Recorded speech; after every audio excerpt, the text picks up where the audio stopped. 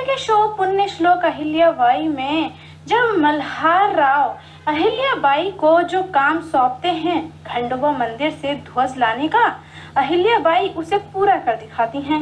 मल्हार राव जब अहिल्याबाई को ये काम सौंपते हैं तब मल्हार राव और गौतमाबाई के अलावा किसी को भी विश्वास नहीं होता है कि अहिल्याबाई खंडोबा के मंदिर से ध्वज को ला पाएंगी।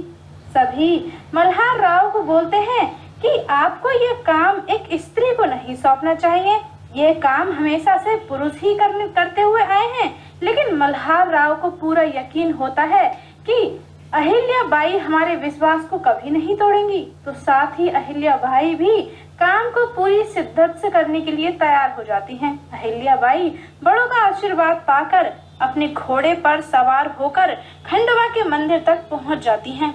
अहिल्याबाई जब मंदिर की बहुत ही ज्यादा लंबी सीढ़ियों को देखती है, वहां पहुंचकर तब अहिल्याबाई सीढ़ियों पर चढ़ने के लिए अपने शिव जी से प्रार्थना करती हैं कि वो उन्हें अपना कार्य पूरा करने के लिए शक्ति दे, क्योंकि उन्हें उनके बाबा साहेब की नजरों में खरा उतरना है और अपने काम को ठीक से करना है। उन्होंने जो इतना बड़ा कार्य अहिल्याबाई को सौंपा है वो उसे बाखूबी पूरा करना चाहती हैं। अहिल्याबाई अपने कार्य को पूरा तो करती हैं, साथ ही गरीबों की सहायता भी करती हैं और उनका आशीर्वाद भी पाती हैं।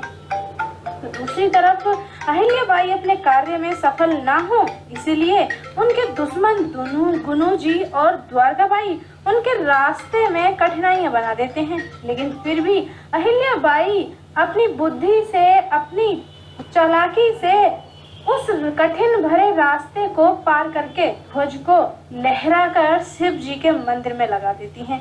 अहिल्याबाई जब अपने काम को पूरा करती हैं तब अहिल्याबाई के दुश्मन दंग रह जाते हैं और फिर मल्हार राव सभी से कहते हैं कि हम मल्हार राव होलकर सबके सामने स्वीकार करते हैं कि कल हमारा निर्णय और हमारा अपनी सुनवाई के लिए अटूट विश्वास सही साबित हुआ।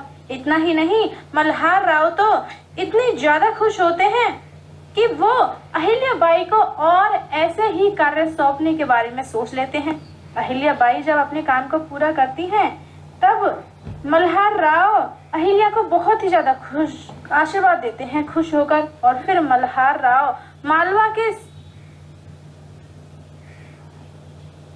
मालवा में मल्हार राव होलकर और अहिल्याबाई होलकर की जय जयकार के नारे लगने लगते हैं। सभी जोर जोर से कहते हैं यलकोट यलकोट जय मल्हार। ये सब सुनकर अहिल्याबाई को भी बहुत ही ज्यादा खुशी मिलती है और फिर मल्हार राव सभी से कहते हैं कि अब तक अहिल्याबाई हमारी देख रेख में है, सभी जिम्मेदारियों को पूरा करती आई हैं। और फिर मल्हार राव एक फैसला करते हैं कि अहिल्याबाई होलकर कल तक जो हमारा हाथ पकड़कर काम कर रही थी, अगले 10 दिनों के लिए मालवा के सभी प्रशासकीय कार्य अहिल्याबाई को संभालने होंगे। मल्हार राव बाकी सभी से कहते हैं कि हमें पूरी उम्मीद है कि प्रशासकीय कार्य को संभालने में आप सभी अहिल्याबाई होलकर का साथ देंगे। मल्हार राव के इस फैसले से द्वारकाबाई, गुनुजी और धनाजी के तो होश उड़ जाते हैं कि मल्हार राव इतनी बड़ी जिम्मेदारी अहिल्या को कैसे सौंप सकते हैं।